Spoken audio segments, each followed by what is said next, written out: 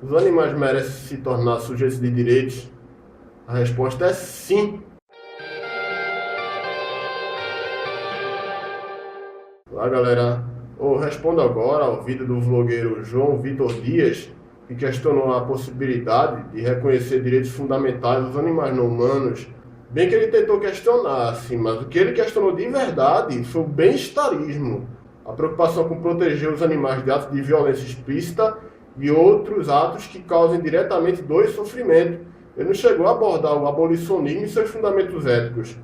Inclusive, eu tenho chamado a atenção nos meus vídeos que nenhum vlogueiro opositor dos direitos animais, do veganismo, conseguiu até hoje, sequer se dedicou a criticar o abolicionismo. Sempre tenho visto críticas ao bem-estarismo, que é uma coisa bem diferente. Daí eu vou responder a ele nesse meu vídeo agora, colocando cada argumento dele, entre aspas, e respondendo. Aí vamos lá. Os animais têm ou não direitos? São sujeitos de direitos? Definitivamente não. Aí, de fato, os animais não humanos hoje não têm a maioria dos direitos que merecem, como o direito à vida, à integridade física e o direito de não ser propriedade humana. Mas o fato de hoje não terem esses direitos não quer dizer que eles não os mereçam. O conceito de especismo vai de encontro com o próprio convívio do homem psíquico com a natureza. O convívio do ser humano em sociedade é nocivo à espécie. Em alguma escala natural, nós vamos realizar algum mal a alguma espécie, seja os animais que nós domesticamos e tiramos do habitat natural, como os cães, seja os animais que comemos, seja os animais em menor escala que são mortos em escalas descomunais, como insetos e ratos. Aí, ou seja, se não é possível poupar a vida de todos os animais existentes, então não vamos nos preocupar em poupar a vida de nenhum deles. E entre dar direitos especificamente aos animais sencientes e não dar nenhum direito a nenhum animal, vamos optar pela segunda alternativa. Eu pergunto, é isso mesmo, João? Que é isso que você deixou entender? O convívio do ser humano em sociedade é incompatível com esse princípio. E é incompatível com o veganismo, com as preocupações de não explorar os animais, de causar o mínimo possível de dano contingencial aos seres sencientes. Quais seriam os critérios para definir que os animais deveriam ser sujeitos de direito? O critério do abolicionismo é a presença de interesses próprios do animal, como de continuar vivo, de continuar fisicamente íntegro, o de ter liberdade de locomoção e de exercício dos instintos, o de cuidar dos seus filhotes, entre outros. Esse critério é possibilitado pela presença de senciência em animais de diversas classes, a dos animais vertebrados, dos crustáceos, dos moluscos cefalópodes, entre outras que podem aparecer por aí.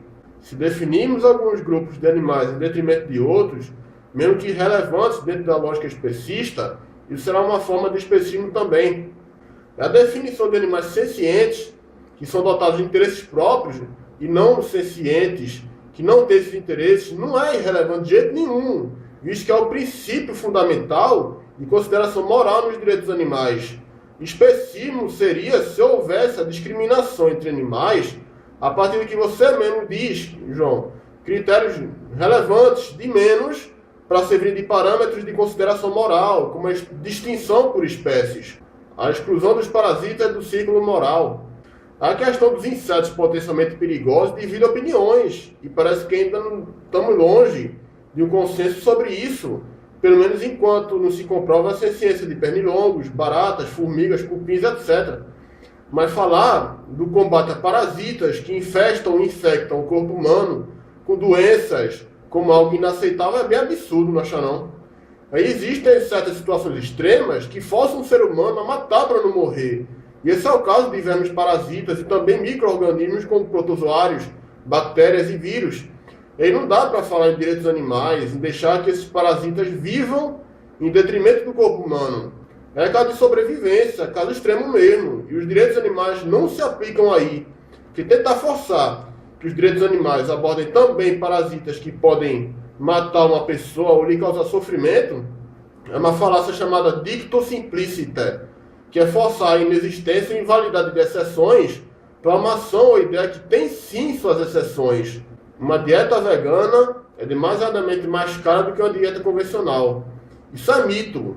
E João se baseou, pelo que tudo indica, nas dietas veganas de alto custo da classe média alta, que usam regularmente, por exemplo, hambúrgueres industrializados de soja, tofu defumado, bifes de soja, salsichas de soja, pizzas veganas com queijos vegetais caros, idas a restaurantes naturais ou vegetarianos, que cobram dezenas de reais por quilo e etc. Ele acha que essa é a única variedade de dietas veganas possível, como se o que a gente encontra nas feiras livres, nos mercadinhos e nos hortifruti, não fosse uma opção deliciosa e saudável de se ter uma dieta vegana, e opção barata também. E nem o suplemento de B12 torna a dieta vegana cara, porque é possível comprar um frasquinho de 100 comprimidos de complexo B a menos de R$30 numa farmácia, o que dura 100 dias e dá menos de 30 centavos por dia de gasto. Isso não só suplementa a B12, como também aumenta ainda mais a ingestão de mais vitaminas do complexo B a baixo custo. Se você impor-se uma dieta vegana na sociedade, você estará encarecendo e diminuindo as opções de alimentos para diversos segmentos da sociedade que talvez não tenham condições de arcar com uma dieta vegana. Aí, pelo contrário, João, que os alimentos vegetais vão se tornar ainda mais abundantes com a destinação de grãos e outros vegetais que iriam alimentar rebanhos ao consumo humano direto. E isso, pelo que tudo indica, vai baratear e não encarecer a alimentação das pessoas. Em relação a diminuir as opções de alimentos, João acha que veganismo é apenas cortar alimentos de origem animal e não também descobrir um universo inteiro de opções que antes não eram conhecidas e aumentar a diversidade de ingredientes no prato.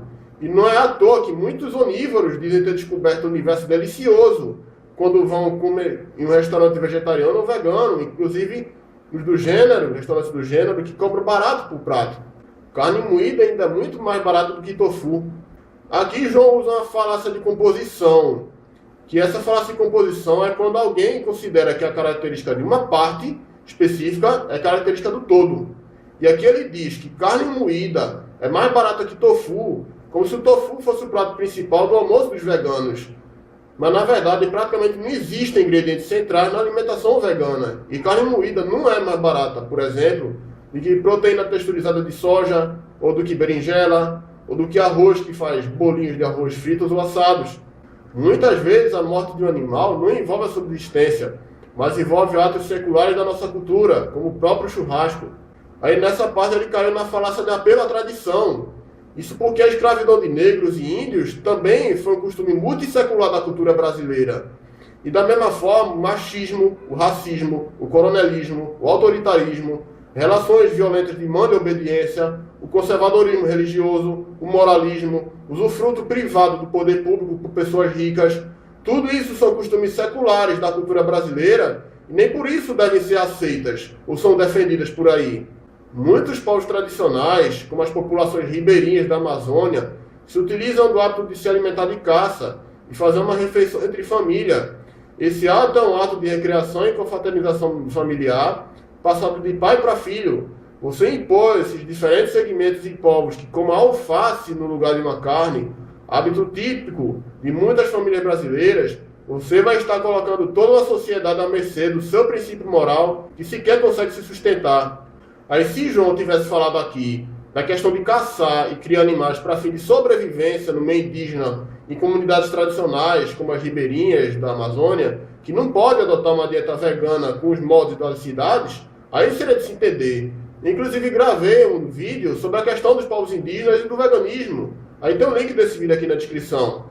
Mas ele se refere a tradições de celebração festiva ou familiar, que é uma reincidência da falácia de apelo à tradição.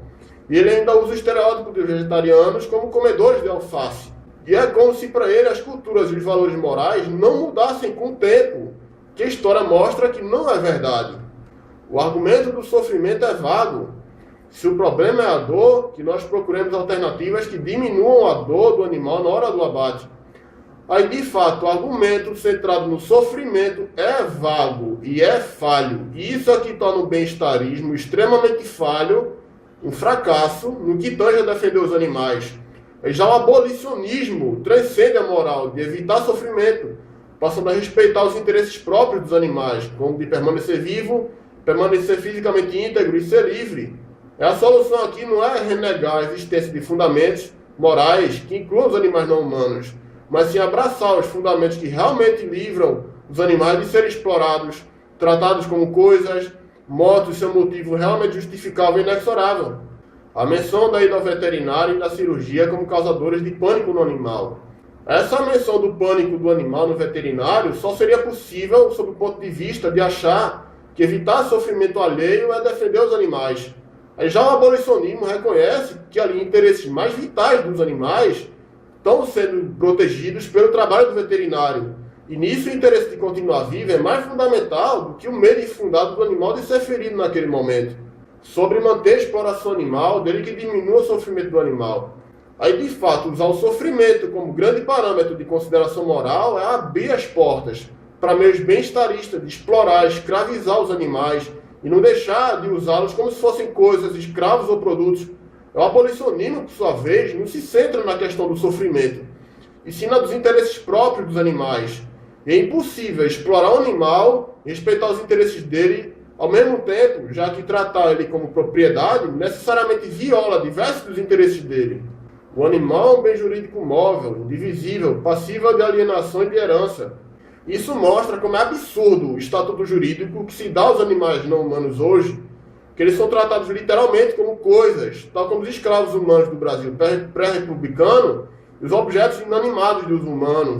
Os direitos dos animais pretendem acabar com isso, tornando os animais não humanos pessoas não humanas dotadas de direitos fundamentais, entre eles de não serem tratados com propriedade. Se nós formos emancipar o animal à categoria de sujeito de direito, eu acho que deve haver um critério. E esse critério já existe, que é a consideração dos interesses próprios do animal, como eu já falei. Se nós emanciparmos o animal como sujeito de direitos, nós devemos impor os mesmos deveres. Aí eu pergunto a João, o cão e o gato precisam ser obrigados a cumprirem deveres para continuarem sendo protegidos de violência gratuita e de serem usados como matéria-prima de carne e pele pela pecuária? Se você acha que é impraticável reconhecer direitos a quem não pode arcar com deveres, você é contra dar direitos a pessoas com limitações mentais graves, já que elas não podem cumprir deveres? É complicado nós determinarmos limites a uma categoria, como os animais, que sequer possui o atributo da racionalidade, que jamais compreenderão esse sistema que exija poréns. Então você colocar uma espécie que é incapaz de entender sua proteção jurídica é complicado. Aí por essa linha de raciocínio seria também complicado reconhecer os direitos das pessoas com deficiência mental grave.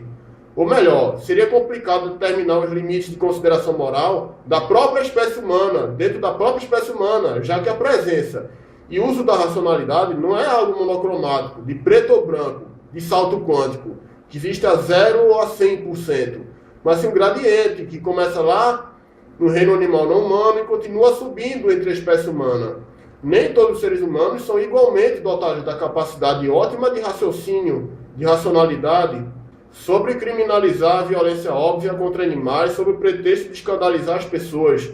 Aí se a gente for apoiar a questão de punir uma violência, não porque ela violou direitos, mas sim porque escandalizou a sociedade, isso ia abrir as portas a todo tipo de aplicação da fúria coletiva, como instaurar a tortura e a pena de morte como meio de punir crimes, e também abrir as portas a um autêntico fascismo, onde qualquer ação que afrontasse a moral vigente, que subvertesse a ordem vigente, ia ser punida de forma cruel. E eu tenho quase certeza de que João não defende isso, que a justiça penal funcione apenas para aplacar as demandas mais histéricas da sociedade contra criminosos. Se nós abarcarmos toda a fauna, toda a espécie animal, isso é simplesmente impraticável, logo não tem uma consistência semântica a atribuir isso ao animal. Ou seja, ou se dá direitos a todos os indivíduos do reino animal, incluindo esponjas e vermes parasitas, ou não se dá direitos a nenhum que não seja humano. É isso. A natureza, como o próprio Darwin dizia, é prevalência dos mais fortes. O homem se forma a sociedade justamente para negar isso, para proteger o grupo diante da natureza, diante dos predadores e do próprio ser humano. Aí, pelo contrário, João, Darwin dizia que a natureza se baseia na prevalência dos mais aptos e não dos mais fortes. A força em si, a força física em si, não é um meio de se perpetuar uma espécie, já que, por exemplo, não adianta nada uma determinada espécie animal ter um corpo brutalmente forte, se todas as suas espécimes vão perecer diante de uma pequena mudança climática local ou de uma epidemia que não ataque outras espécies menos fisicamente fortes. E aqui João cometeu uma falácia non sequitur, que é usar um argumento onde premissa e conclusão não se batem uma com a outra. É a linha de raciocínio dele que ficou subentendida é essa. O ser humano adota a vida em sociedade para se proteger de predadores. Logo, é eticamente aceitável explorar animais pela pecuária e pela pesca, mesmo com esses animais passando muito longe de serem predadores de seres humanos. O homem, Sikh, forma grupos para proteger sua espécie perante a natureza. E você equiparar os animais ao nosso grupo, a uma instituição que nós mesmos criamos, que é a sociedade, você vai tornar o homem, Sikh, vítima da sua própria instituição, visto que a finalidade da sociedade é proteger o homem, Sikh. Aí os grupos humanos também consistem na proteção de si mesmo de agressores estrangeiros, de agressores humanos. Daí, por isso, a gente vai negar direitos a turistas e imigrantes também. E, além disso, João caiu aqui na falácia genética, que é tentar justificar algo hoje, se baseando na origem ou no passado desse algo. Ele usa a origem das sociedades, algo que, aliás, é muito duvidoso do ponto de vista antropológico, para defender que animais não merecem direitos e merecem sim ser explorados pela pecuária e por outras atividades humanas. Sobre o argumento de que a natureza não é harmônica e ao invés é caótica. Se a natureza é caótica e recheada de violência entre espécies, isso nos permite sermos violentos e exploradores contra os animais não humanos? Eu queria que João respondesse isso. Aí, João, eu recomendo você a ler livros e artigos abolicionistas sobre direitos dos animais. Em obras recomendadas que eu digo são o livro Introdução aos Direitos dos Animais, de Gary Francione, Jaulas Vazias, de Tom Regan, Ética em Animais, de Carlos Naponesi, meus artigos no blog Vegano Agente, e os artigos de Bruno Miller, Luciano Carlos Cunha e Sônia Felipe na ANDA, que é a Agência de Notícias de Direitos dos Animais. Aí você vai conhecer melhor os direitos dos animais e quais são os parâmetros morais e os seus limites. Daí eu convido a você a ler essa obra antes de eventualmente me responder via vídeo. Então é basicamente isso. Se você gostou do vídeo, clique em gostei, favorite, se inscreva no canal e compartilhe o meu vídeo no Facebook, no Twitter e no Google+. Valeu!